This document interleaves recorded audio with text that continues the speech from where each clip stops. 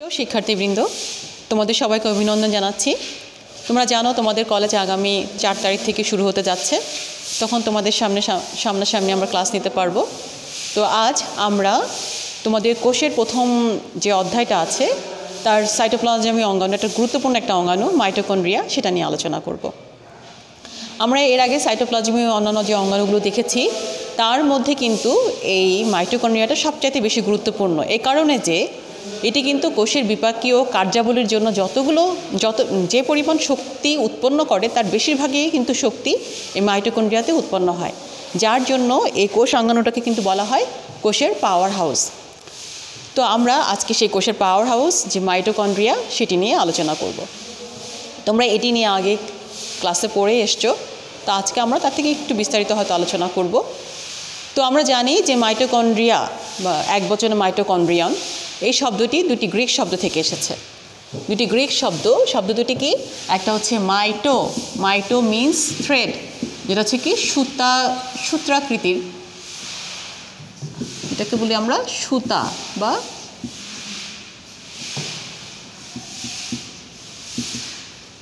সূত্রাকৃতির। আর এটা হচ্ছে কি কনরিয়ন মিন্স হচ্ছে গ্রানিউল, দানাকৃতির, যেটা দানাদার। ঠিক আছে, এই দুটি শব্দ নিয়ে এসেছে মাইটোকন্ড্রিয়ান শব্দটি। তাহলে আমরা বলতে পারি যে মাইটোকন্ড্রিয়ান শব্দটি দুটি গ্রিক শব্দ মাইটো এবং কন্ড্রিয়ন, এই দুটি শব্দের সমন্বয়ে গঠিত, যার অর্থ হচ্ছে কি যে সূত্রাকৃতির এবং কি দানাদার যে অঙ্গাণু, সেটাই হচ্ছে মাইটোকন্ড্রিয়া। তাহলে আমরা সংজ্ঞা হিসেবে বলতে পারি এরকম যে সাইটোপ্লাজমে বিক্ষিপ্ত অবস্থায় যে অঙ্গাণুগুলো, যার আকৃতি কীরকম হতে পারে, গোলাকার হতে পারে, কুণ্ডলাকৃতি হতে পারে, সর্পিলাকার হতে পারে, তারকাকার হতে পারে, এবং যেটি দুইটা আবরণ দ্বারা আবৃত থাকে, এবং যেই অঙ্গাণুটি তোমার কোষের বিপাকীয় কার্যাবলীতে অংশগ্রহণ করে, অর্থাৎ সবাত শ্বসনে অংশগ্রহণ করে, শক্তি তৈরি করে, সেই অঙ্গাণুটিকে বলা হয় মাইটোকন্ড্রিয়ান। আমি আবার বলছি যে কোষের সাইটোপ্লাজমে বিক্ষিপ্ত অবস্থায় যেসব অঙ্গাণুগুলো তারকাকার, বৃত্তাকার, গোলাকার বা তোমার কুণ্ডলাকৃতির কিংবা সর্পিলাকৃতির, যে সমস্ত অঙ্গাণুগুলো দুটি আবরণীর দ্বারা বদ্ধ থলের মতো যে অঙ্গাণুগুলো আছে, এবং সেই অঙ্গাণুগুলো যারা সবাত শ্বসনে অংশগ্রহণ করে কোষের জন্য প্রয়োজনীয় শক্তি তৈরি করে, সেই অঙ্গাণুকে বলা হয় মাইটোকন্ড্রিয়ান। মাইটোকন্ড্রিয়ান শব্দটি দুটি গ্রিক শব্দ থেকে এসেছে, মাইটো এবং কন্ড্রিয়ান থেকে। তো আসো আমরা এই মাইটোকন্ড্রিয়ানকে কিন্তু আরও কয়েকটি শব্দে অভিহিত করা হয়, যেরকম কি প্লাজমা কোসম, আবার সার্কোসম, কনরিওসমও বলা হয়। মাইটোকন্ড্রিয়নের কিন্তু আরও কয়েকটি নাম আছে, প্লাজমা কোসম, কনরিওসম, আর হচ্ছে কি সার্কোসম। সার্কোসম হচ্ছে কি যে সমস্ত পেশি কোষে আমরা যে সমস্ত মাইটোকন্ড্রিয়াগুলোকে পাই তাদেরকে সার্কোসম বলে। তো দেখো, এখন এই মাইটোকন্ড্রিয়ান শব্দটি কে প্রথম নামকরণ করেন বা আবিষ্কার করেন কে, সেই বিষয়টি নিয়ে আমরা একটু আলোচনা করছি। আবিষ্কারক 1850-তে প্রথম কলিকার, উনি প্রথম মাইটোকন্ড্রিয়া যে সূত্রাকৃতির, মানে সূত্রাকৃতির কিছু অংশ উনি কোথায় দেখতে পেয়েছিলেন? পতঙ্গের পেশি কোষে দেখতে পেয়েছিলেন প্রথম তিনি পতঙ্গের পেশি কোষে প্রত্যক্ষ করেন, এবং পরবর্তীতে 1894 সালে আবার কি অল্টম্যান উনি আবার এটি প্রত্যক্ষ করেন, এবং তাকে কিন্তু উনি প্রথম নাম দিয়েছিলেন বায়োপ্লাস্ট। উনি এটাকে বায়োপ্লাস্ট নামকরণ করেছিলেন, এবং পরবর্তীতে 1898-এ তোমার কার্ল বেন্ডা উনি নামকরণ করেন হচ্ছে তোমার কি মাইটোকন্ড্রিয়ান শব্দটি।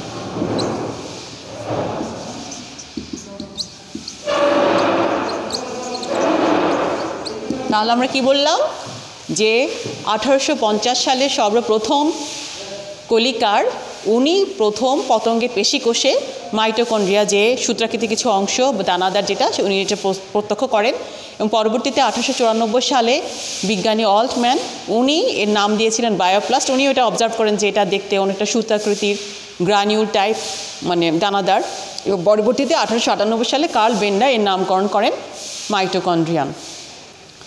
এখন দেখো মাইটোকন্ড্রিয়ান অবস্থানটা কোথায়, মাইটোকন্ড্রিয়া কোথায় কোথায় আমরা দেখতে পাই।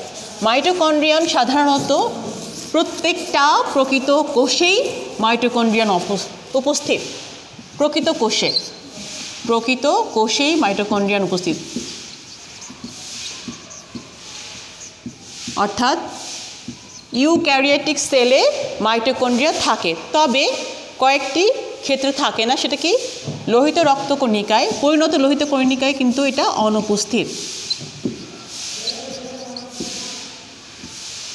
লোহিত রক্তকণিকায় এটা অনুপস্থিত।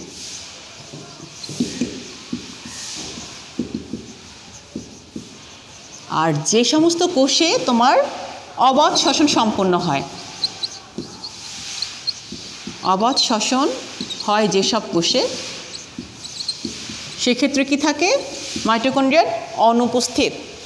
আরেকটা হচ্ছে কি তোমার আদি কোষে, যেটা কি বলছি আমার প্রোক্যারিওটিক সেল, এই প্রোক্যারিওটিক সেল, এই তিন ক্ষেত্রে তোমার মাইটোকন্ড্রিয়া অনুপস্থিত।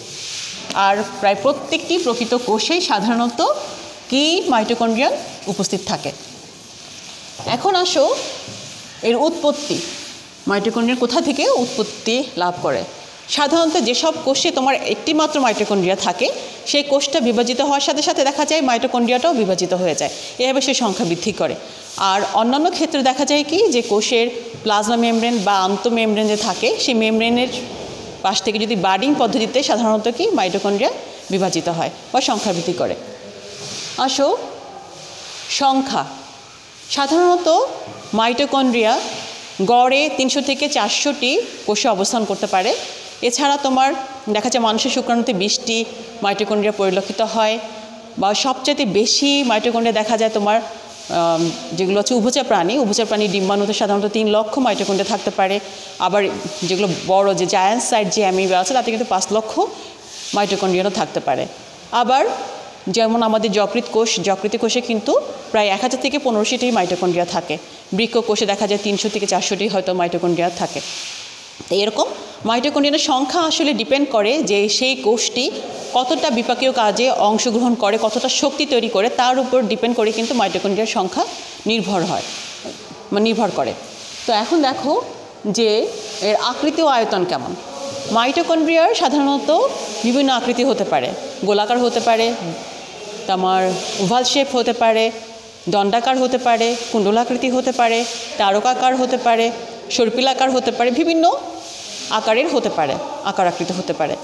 তবে এর সাধারণত আমরা গোলাকার বা দণ্ডাকার এগুলোই বেশি দেখি। এখন আসো এর আয়তনটা কীরকম। সাধারণত বৃত্তাকার যে মাইটোকন্ড্রিয়াগুলো আছে তার ব্যাস দেখা যায় কি 0.22 থেকে 2 মাইক্রোমিটার পর্যন্ত হতে পারে, ঠিক আছে। আর দণ্ডাকারের ক্ষেত্রে দেখা যায় 90 মাইক্রোমিটার পর্যন্ত হতে পারে, ঠিক আছে। এই হচ্ছে তোমার আয়তন, আকৃতি, সাইজ যেটা। এখন আসে গঠনটা কীরকম। আমরা যদি মাইটোকন্ড্রিয়ার একটা চিত্র আঁকি তাহলে চিত্র এঁকে আমরা গঠনটা বর্ণনা করি, সেটাই ভালো হবে। তো আমি একটা ওভাল শেপ মাইটোকন্ড্রিয়ান আঁকছি।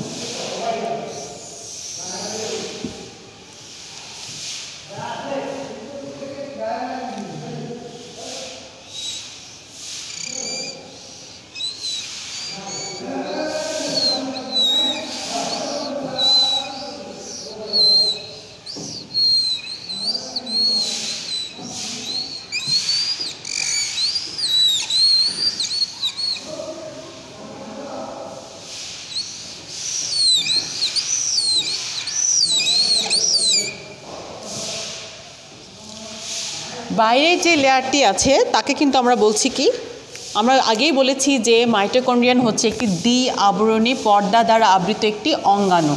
তাহলে এই যে বাইরের লেয়ারটা, এটাকে আমরা কি বলছি?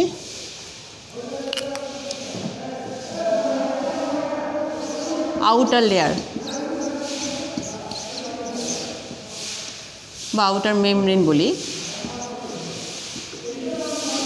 আউটার মেমব্রেন যেটি লিপোপ্রোটিন দ্বারা তৈরি। বাহিরের যে লেয়ারটি আছে সেটা কিন্তু মসৃণ এবং লিপোপ্রোটিন দ্বারা তৈরি। আর ভেতরে যে লেয়ারটি আছে খেয়াল করে দেখো, এটাকে আমরা বলছি কি ইনার লেয়ার বা অন্ত আবরণী।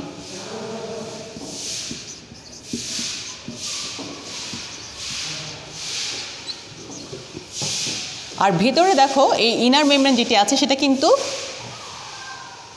ভাঁজ বিশিষ্ট। আমরা কিন্তু এখানে ভাঁজ লক্ষ্য করতে পারছি, সেটা কিন্তু এই বাহিরের আবরণের মতো মসৃণ নয়। তাহলে এই যে ভাঁজগুলো আছে সেই ভাঁজগুলোকে, যে ফোল্ডিংগুলোকে বলা হয় কি ক্রিস্টি। একবচনে ক্রিস্টা আর বহুবচনে ক্রিস্টি। আচ্ছা, এবার দেখো এই ক্রিস্টির গায়ে কিন্তু ছোট ছোট কিছু অংশ দেখা যায়, গুটি গুটি কিছু অংশ দেখা যায়, যেটাকে আমরা বলি কি অক্সিজম। অক্সিজম যেটা কি না এটিপি সিনথেসিসে সহায়তা করে, এটিপি সিনথেসিসে হেল্প করে, যেটা অক্সিজম। এখানেই কিন্তু এটিপি তৈরি হয়, সেই এটিপি তৈরিতে হেল্প করে। তাহলে আমরা বলছি কি এই মাইটোকন্ড্রিয়া একটি দ্বি আবরণী পর্দা দ্বারা আবৃত, এবং সেটা কিন্তু আংশিক অনুপ্রবেশ্য। বিভিন্ন ম্যাটেরিয়ালসগুলো আংশিক অনুপ্রবেশ্য এই বহির আবরণীটি, যেটাকে হচ্ছে আউটার মেমব্রেন, যেটা হচ্ছে মসৃণ স্মুথ। এবং ভেতরে যে আবরণটি আছে সেটিও কিন্তু তোমার অনেকগুলো ভাঁজ বিশিষ্ট থাকে, যাকে বলা হচ্ছে ইনার মেমব্রেন। এবং সেই ইনার মেমব্রেনের গায়ে কিন্তু অসংখ্য কি অক্সিজম থাকে। এছাড়া কিন্তু এখানে কিছু কি প্রোটিন থাকে, যে প্রোটিনগুলোকে আমরা বলি কি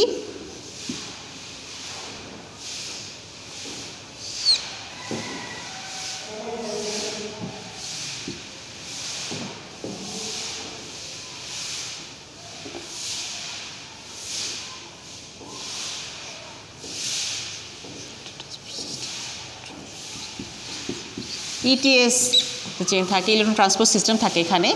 আর কিছু থাকে তোমার এরকম কিছু অংশ থাকে, যেটাকে আমরা বলি কি এটিপি সিনথেটেস।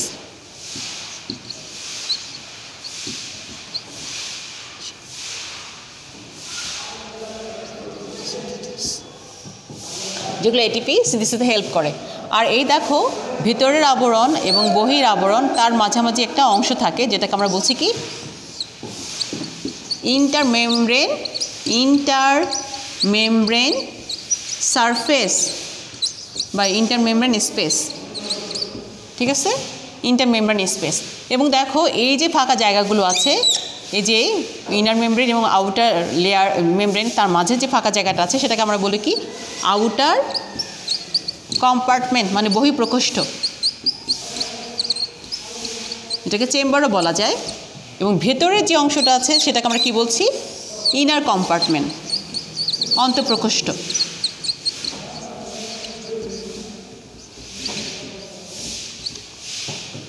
এবং দেখো এই অন্তঃমেমব্রেনে কিন্তু অসংখ্য কি থাকে, তরল দ্বারা পূর্ণ থাকে। যে তরলগুলো হচ্ছে এটি দানাদার কিছু তরল পদার্থ থাকে, তরল পদার্থ দ্বারা পূর্ণ থাকে।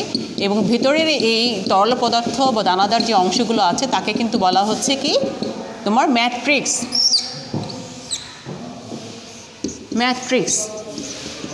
এই ম্যাট্রিক্সে আবার কি থাকে, ম্যাট্রিক্সে কিন্তু অসংখ্য এনজাইমস, কোএনজাইমস থাকে। প্রায় দেখা যায় 100 থেকে 150 টাইপস এনজাইমস থাকতে পারে। এবং এর ভিতরে কিন্তু রাইবোজোম থাকে, অসংখ্য রাইবোজোম ম্যাট্রিক্সে বিভিন্ন জায়গায় ছড়িয়ে ছিটিয়ে থাকে।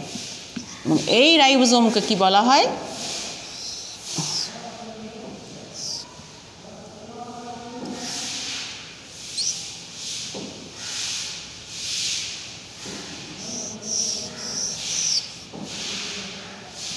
এই রাইবোজোমগুলো সাধারণত হয়, আমি উপরে দেখাচ্ছি, এই রাইবোজোমগুলো সাধারণত 70S মানের।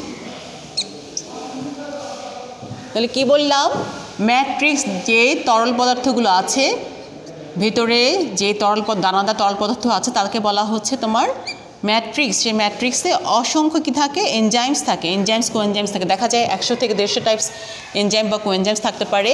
এবং এই কোএনজাইমসের এই ম্যাট্রিক্সের ভিতরে আবার অসংখ্য কী থাকে, রাইবোজোম থাকে। সেই রাইবোজোমগুলো কী মানের, 70S মানের। আমরা কিন্তু জানি যে 70S মানে যে রাইবোজোমগুলো আছে সেগুলো কিন্তু আদিকোষীয় বৈশিষ্ট্য, তাই না? আদিকোষের বৈশিষ্ট্য হচ্ছে কি, সেখানে 70S মানের রাইবোজোম থাকে। তাহলে এখানে রাইবোজোমটা কিন্তু প্রকৃত কোষের কি বৈশিষ্ট্যটা বহন করে না, সে আদি কোষের রাইবোজোমের বৈশিষ্ট্য বহন করে। তার জন্য এগুলো হচ্ছে কি 70S মানে রাইবোজোম থাকে।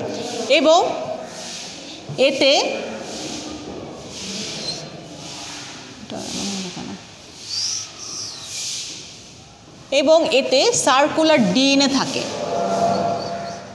সার্কুলার ডিএনএ থাকে, দ্বিসূত্রক সার্কুলার ডিএনএ থাকে, দ্বিসূত্রক সার্কুলার ডিএনএ, যেটা কিনা সেমি অটোনেমাস অর্গানেলিস। এই কারণে কিন্তু মানে সব প্রজননক্ষম, যার কারণে কিন্তু এই অঙ্গাণুটাকে কিন্তু কি বলা হয়, সেমি অটোনোমাস সেমি অটোনোমাস অর্গানেলিস বলে। কেন বলে? কারণ এই ডিএনএ থেকে কিন্তু কি তৈরি হচ্ছে, এই ডিএনএ থেকে তোমার mRNA, তারপর হচ্ছে কি rRNA, তারপর tRNA, এটা কিন্তু সিনথেসিস হয়, ঠিক আছে? যার কারণে এই অঙ্গাণুটা কি বলা হচ্ছে কি, সেমি অটোনমাস অর্গানেলিস। তাহলে আমরা যা দেখতে পেলাম, যদি একটু ব্যাখ্যা করি আরেকবার, যে মাইটোকন্ড্রিয়ন একটি দ্বি আবরণী পর্দা দ্বারা আবৃত থাকে। বাহিরের পর্দাটিকে বলা হয় আউটার মেমব্রেন, ভিতরেরটিকে বলা হয় inner membrane. Outer membrane, inner membrane. Outer মেমব্রেনটি লিপোপ্রোটিন দ্বারা গঠিত এবং এখানে কিন্তু মানে যে কোনো পদার্থের ক্ষেত্রে এই বহির আবরণ যেটা, সেটা আংশিক অনুপ্রবেশ্য, যার ফলে বাহির থেকে ভিতরের এবং বাইরের কিন্তু বিভিন্ন পদার্থ আদান প্রদান বা পরিবহনও কিন্তু ঘটতে পারে। আচ্ছা, আর বাইরের আবরণটি মসৃণ, কিন্তু ভেতরের আবরণটি অনেকগুলো ভাঁজ বিশিষ্ট, এবং যাকে বলা হচ্ছে কি, সে ভাঁজগুলোকে বলা হচ্ছে ক্রিস্টি, একবচনে ক্রিস্টা। এবং সেই ক্রিস্টির গায়ে কিছু কিছু গোলাকার অঙ্গাণু দেখা যায়, যাকে বলা হচ্ছে অক্সিজোম। সেই অক্সিজোমগুলো সাধারণত তোমার এটিপি সংশ্লেষণে সহায়তা করে। আরও কিছু থাকে কি, এটিপি সিনথেটেজ থাকে, আবার এটিসি থাকে। ইটিএস যে সিস্টেমটা আছে সেটা কিন্তু এই যে চেইন আছে, সেই চেইনের মাধ্যমে কি সম্পন্ন হয়। এই হচ্ছে মূলত আমাদের আর ভিতরে কি আছে, যে ভিতরে যে তরল দানাদার যে পদার্থ আছে সেটাকে বলা হচ্ছে ম্যাট্রিক্স বা মাতৃকা। এই ম্যাট্রিক্সে আবার 100 থেকে 150 টাইপস এনজাইমস অথবা কোএনজাইমস থাকতে পারে। বহির আবরণে এবং অন্তর আবরণের মাঝামাঝিতেও কিন্তু অনেক এনজাইমস থাকে। এই যে স্পেসের মধ্যে কিন্তু অনেক এনজাইমস এবং কোএনজাইমসও থাকতে পারে, তবে বেশি থাকে, সর্বাধিক থাকে এই ম্যাট্রিক্সে আবার প্রচুর পরিমাণে রাইবোজোম থাকে, যে রাইবোজোমটা হচ্ছে 70S মানের। রাইবোজোম থাকা মানেই হচ্ছে সেখানে প্রোটিন সিনথেসিস ঘটবে। আর এখানে থাকে সার্কুলার ডিএনএ, যেটা দ্বিসূত্রক সার্কুলার ডিএনএ থাকে তোমার মাইটোকন্ড্রিয়াতে। এটি স্বপ্রজননক্ষম ডিএনএ। এখান থেকে তোমার ডিএনএ থেকে mRNA, tRNA, rRNA তৈরি হয়ে সেটা কি সিনথেসিস হতে পারে, আবার রাইবোজোম থেকে প্রোটিন সিনথেসিস হয়। এই কারণেই এই অঙ্গাণুটিকে বলা হচ্ছে কি সেমি অটোনমাস অর্গানেলিস। এই হচ্ছে আমাদের মূলত গঠনটি।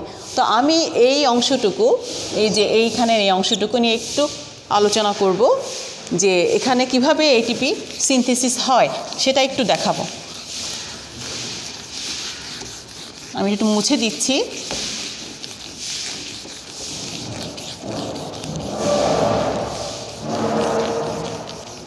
আমি যদি এইটুকু অংশ আঁকি, দেখো এটা হচ্ছে কি আউটার লেয়ারটা, আর এটা ইনার লেয়ার অংশটা। এটা যদি আউটার লেয়ার হয়, আউটার লেয়ারটা তার কার মুখোমুখি, সাইটোপ্লাজমের মুখোমুখি, যার জন্য আমরা এটাকে বলছি সি ফেস। আর এটা হচ্ছে কার মুখোমুখি, তোমার মেমব্রেনের দিকে, যার জন্য এটাকে আমরা বলছি কি এম ফেস। এখন এই অন্ত আবরণীর মাঝে আমি কি বলেছিলাম, যে অন্ত আবরণীর মাঝে কি থাকে, কিছু এই যে এই আবরণীর উপরে কি থাকে, তোমার কিছু প্রোটিন থাকে। সেই প্রোটিনগুলো কীরকম, নিচে একটা বেস থাকে, সেই বেজের উপরে আরেকটা দণ্ডাকার একটা প্রোটিন থাকে, এবং তার উপরে আরেকটা বড় প্রোটিন থাকে গোলাকার। এইগুলোকে বলা হচ্ছে কি এগুলোকে বলা হচ্ছে তোমার অক্সিজম, এগুলোকে বলা হচ্ছে অক্সিজম। অক্সিজমগুলো কি, অক্সিজমের কিন্তু আরও কয়েকটা নাম আছে, এলিমেন্টারি পার্টিকেলস অথবা কি F0 F1 পার্টিকেলসও বলে একে। এবং এর কয়টা অংশ যদি এটা ভাগ করে দেখাই আমি, 3টে অংশ থাকে অক্সিজমের। একটা হচ্ছে কি বেস বা ভিত্তি, বেস বা ভিত্তি, তারপর দণ্ডাকার একটা প্রবর্ধক আছে যেটাকে আমরা বলা হচ্ছে কি স্টক, এবং তার উপর থাকে কি একটা গোলাকার প্রোটিন যেটাকে আমরা বলছি হেড। তাহলে উপরে গোলাকার অংশটাকে বলা হচ্ছে হেড, মাঝে যে দণ্ডাকার অংশটা তাকে বলা হচ্ছে স্টক, এবং নিচে যে অংশটা আছে সেটাকে বলা হচ্ছে কি বেস বা ভিত্তি। মানে হেডের ব্যাস কত? হেডের ব্যাস হচ্ছে 70 থেকে, এই হেডের 70 থেকে 100 আমস্ট্রং পর্যন্ত হতে পারে।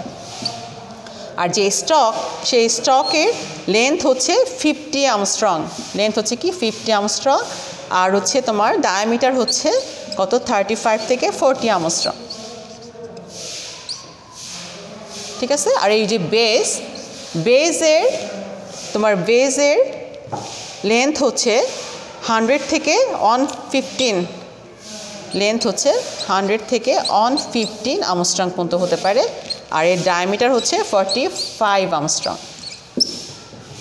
তাহলে আমরা কি দেখছি যে একটা গ্লাইঅক্সিজম, এটা কিন্তু একটা গ্লাইঅক্সিজম, এই ফিগারটা হচ্ছে গ্লাইঅক্সিজমের, সরি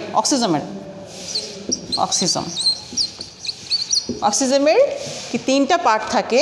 একটা নিচের যে পার্ট আছে যেটার উপরে এই প্রোটিন দুটো কি দাঁড়িয়ে থাকে, নিচে যে পার্টটা সেটাকে বলা হচ্ছে বেস বা ভিত্তি, যার লেন্থ হচ্ছে কত, যার লেন্থ হচ্ছে 100 থেকে 115 আমস্ট্রং, ডায়ামিটার হচ্ছে 45 আমস্ট্রং, এবং উপরে যে একটা লম্বা দণ্ডাকার একটা প্রবর্ধক অংশ থাকে সেটাকে বলা হচ্ছে স্টক, এবং তার লেন্থ হচ্ছে তোমার কত 50 আমস্ট্রং, এবং ডায়ামিটার হচ্ছে 35 থেকে 40 আমস্ট্রং।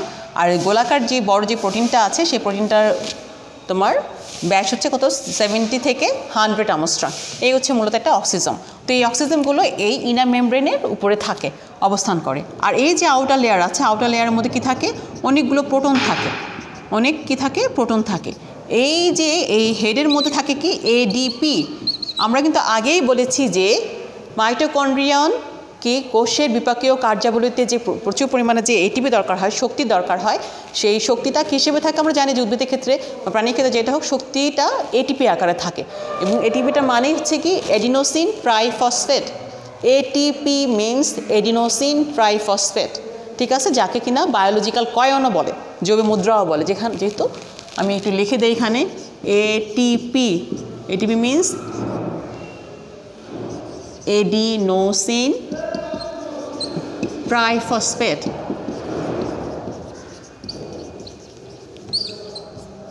যাকে কি বলা হয় বায়োলজিক্যাল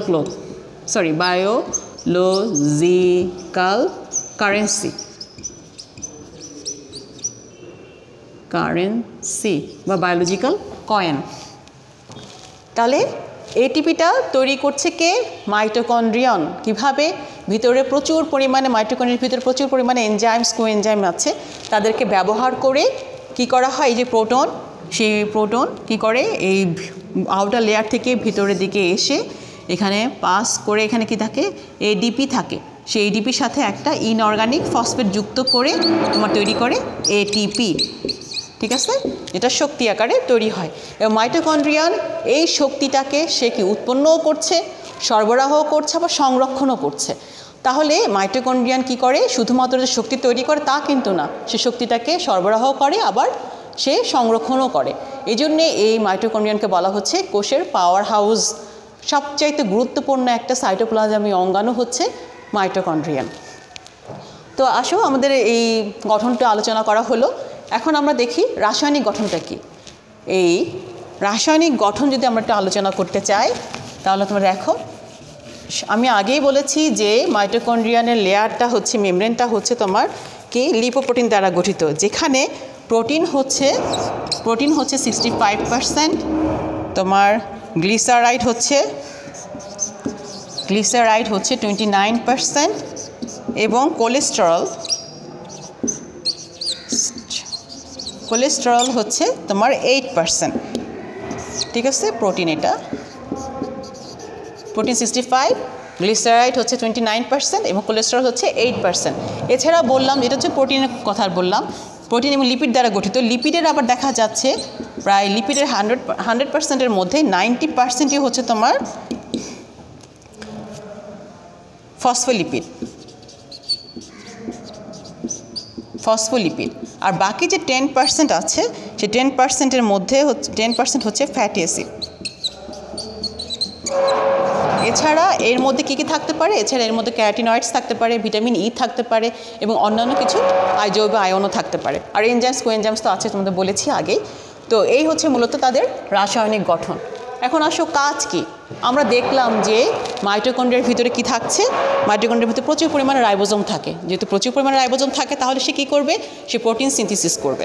আচ্ছা, এছাড়া কি হচ্ছে এখানে কিন্তু ফ্যাটি অ্যাসিডও ফ্যাটি অ্যাসিড যে বিটা জারণ যে পদ্ধতিটা আছে সেটা কিন্তু এখানে সম্পন্ন হয়। এবং এই যে রাইবোজোমের যে প্রোটিন সিনথেসিস করছে এবং পাশাপাশি কিন্তু স্টেরয়েড, লিপিড এগুলো সিনথেসিসে কিন্তু মাইটোকন্ড্রিয়াতে সম্পন্ন হয়। এছাড়া তোমার ক্যালসিয়াম আয়ন সঞ্চয় করে রাখে মাইটোকন্ড্রিয়ান। আচ্ছা,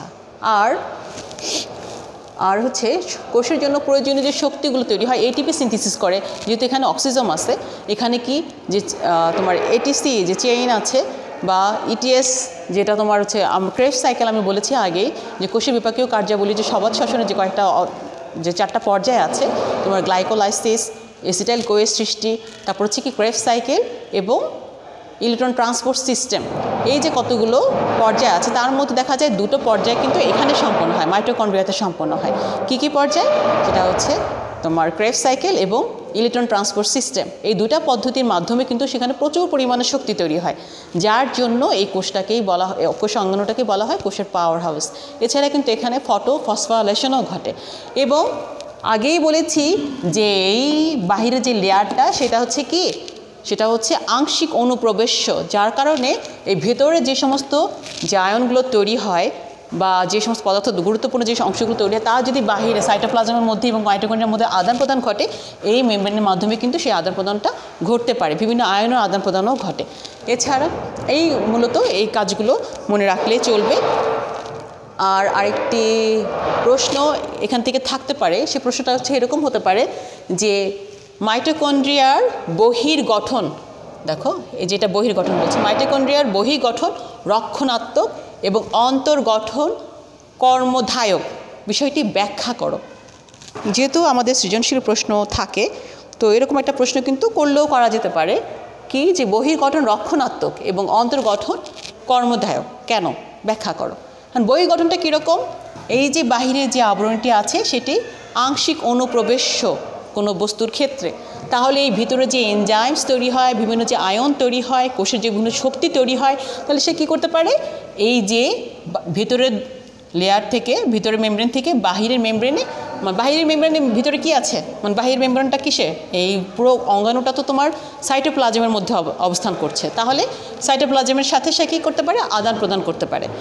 বিভিন্ন যে আয়ন আছে, যে দ্বিযোজী আয়নগুলো, যে তোমার ক্যালসিয়াম আয়ন, তোমার ম্যাগনেসিয়াম আয়ন, ম্যাঙ্গানিজ আয়ন অথবা তোমার ফেরাম যে আয়ন, সে আয়নগুলো কি আদান প্রদান ঘটতে পারে বা পরিবহন ঘটতে পারে এই যে বাহিরে যে আবরণটা আছে তার মাধ্যমে। তাহলে এই বহির অংশটা, বহির্গঠনটা কি রক্ষণাত্মক। আর কর্মধায়ক কেন? কর্মধায়ক এই জন্য যে এই যে অন্তর যে গঠনটা আছে, ওই অন্তর যে আবরণী আছে তার উপরে কি আছে, অনেক অক্সিজেন থাকে, প্রায় দেখা যায় 10,000 অক্সিজেন থাকতে পারে বা তার কম বেশিও হতে পারে। তো এই যে অক্সিজেনগুলো আছে, অক্সিজেনগুলো কী করে, অক্সিজেনগুলো এটিপি তৈরি করে। তো এই অক্সিজেনগুলো যে এটিপি তৈরি করে, শক্তি তৈরি করে, সে কী করে, শক্তি তৈরি করে এটিপি আকারে কোথায় পাঠিয়ে দেয়, এই যে এই আবরণীর মাধ্যমে সাইটোপ্লাজমের মধ্যে পাঠিয়ে দিতে পারে, কোষে প্রয়োজনীয় কাজে সে কী করতে পারে, সরবরাহ করতে পারে। তাহলে আমরা বলতে পারি যে বহির্গঠনটা হচ্ছে কি রক্ষণাত্মক এবং অন্তর্গঠনটা হচ্ছে কর্মধায়ক। তো আশা করি তোমরা সবাই মাইটোকন্ড্রিয়ান এই কোষ অঙ্গাণুটি নিয়ে যা আলোচনা করেছি তা বুঝতে পেরেছ। আশা করি সমস্যা হবে না। এবং যেহেতু ইনশাল্লাহ আমরা 4 তারিখ থেকেই ক্লাস শুরু করতে যাচ্ছি কলেজে, তখন বিস্তারিতভাবে কোনো সমস্যা থাকলে আমরা আলোচনা করতে পারবো। তো সেই পর্যন্ত তোমরা সবাই ভালো থাকো, সুস্থ থাকো। আল্লাহ হাফেজ।